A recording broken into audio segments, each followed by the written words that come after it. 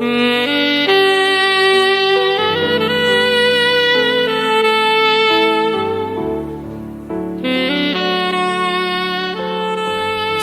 Bapak Ibu, saudara kasih dalam Tuhan, haleluya, kita bersyukur hari ini kita sudah memasuki hari weekend lagi, Sabtu 10 Mei 2025.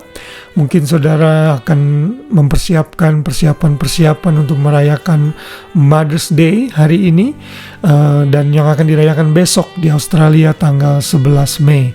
Istri saya juga mempersiapkan banyak hal untuk merayakan Mother's Day dengan ibu-ibu yang luar biasa di gereja di mana saya melayani. Tuhan memberkati setiap pelayanan tentunya yang kita lakukan. Dan saudara, masih dalam renungan malam mengenai ketaatan di sepanjang bulan Mei ini, kita masih belajar dari ayat-ayat di Perjanjian Lama, dari tokoh-tokoh Perjanjian Lama yang memberikan teladan mengenai ketaatan dan juga hal-hal yang tidak patut kita tiru saat mereka melanggar perintah Tuhan. Dan hari ini kita belajar dari Saul yang melanggar perintah Tuhan dan tidak hidup dalam ketaatan. Kita akan belajar hal ini dengan judul ketaatan versus ritual rohani. Kita akan membaca ayat hafalan kita dalam 1 Samuel 15 ayat 22. Tetapi jawab Samuel, apakah Tuhan itu berkenan kepada korban bakaran dan korban sembelihan sama seperti kepada mendengarkan suara Tuhan? Sesungguhnya mendengarkan lebih baik daripada korban sembelihan, memperhatikan lebih baik daripada lemak domba-domba jantan. Saudara, kisah ini adalah kisah yang tragis yang dialami oleh Raja Saul yang ditolak oleh Tuhan sebagai raja karena Saul memiliki rekod ketidaktaatan dalam hidupnya. Dan di dalam Samuel 15 atau Samuel 15 ini, Saul ditolak oleh Tuhan menjadi raja karena Tuhan melalui Samuel memerintahkan Saul untuk berperang melawan orang Amalek dan membasmi semua yang ada di Amalek, termasuk rajanya dan juga seluruh hewan-hewan ternaknya. Tetapi Saul malah membiarkan Raja Agag, Raja Amalek itu hidup, dan bahkan jarahan-jarahan yang tidak baik, domba, kambing domba, dan sebagainya itu dibunuh, tetapi yang baik-baik diambil. Berarti Saul tidak taat sepenuhnya kepada perintah Tuhan.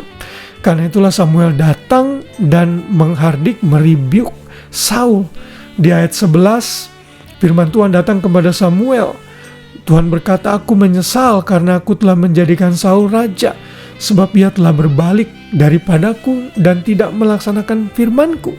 Maka sakit hatilah Samuel dan ia berseru-seru kepada Tuhan semalam-malaman. Lalu dia datang kepada Saul dan benar-benar menyatakan kesalahan Saul. Saul sempat excuse, saya sudah membasmi Amalek. Tetapi dia lupa bahwa dia tidak membasmi semuanya karena dia membiarkan Raja Agag hidup dan mengambil hewan jarahan yang dia bilang itu untuk dipersembahkan kepada Tuhan.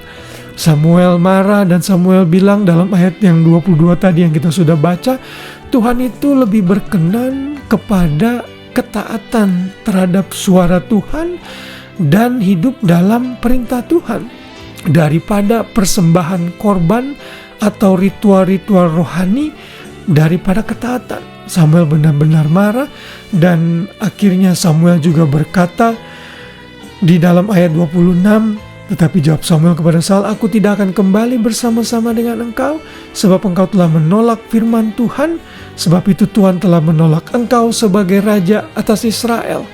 Lalu nanti kalau sudah baca ayat-ayat selanjutnya, takhta Saul akan diberikan kepada orang lain yang kita tahu tentunya orang ini adalah Daud. Saudara, ini satu ketidaktaatan yang tragis, saudara. Pemimpin seperti Saul, seorang raja, itu harus menjadi teladan tentunya. Dia pikir dengan tidak mentaati Tuhan dan menyogok Tuhan dengan hewan korban yang dia dapat dari jarahan, itu menyenangkan hati Tuhan. Tidak selalu begitu, saudara. Ini juga harus menjadi pelajaran bagi kita semua, saudara. Tidak ada gunanya saudara ke gereja, beribadah, baca Alkitab, melakukan ritual rohani, bahkan melayani, berkhotbah, bahkan WL, main musik dan sebagainya. Kalau hidup saudara tidak taat di hadapan Tuhan, tidak diperhitungkan. Karena ketaatan itu lebih penting dari semua ritual rohani. Bukan berarti kalau saudara taat, saudara berhenti melayani. Tidak, itu maksudnya semua harus berjalan beriringan sesuai porsinya.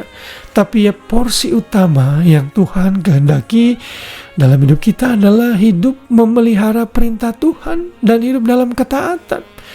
Daripada hanya sekedar melakukan ritual-ritual rohani sehingga di luarnya kita kelihatan orang yang baik, yang luar biasa, wah hebat.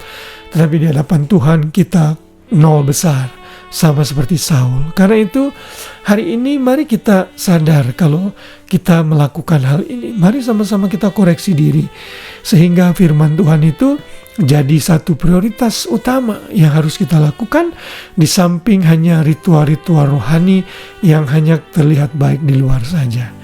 Kiranya firman Tuhan ini mengingatkan dan menyadarkan kita sekali lagi betapa pentingnya hidup dalam ketaatan. Haleluya, Tuhan memberkati kita semua. Selamat malam, selamat beristirahat. Haleluya dan shalom.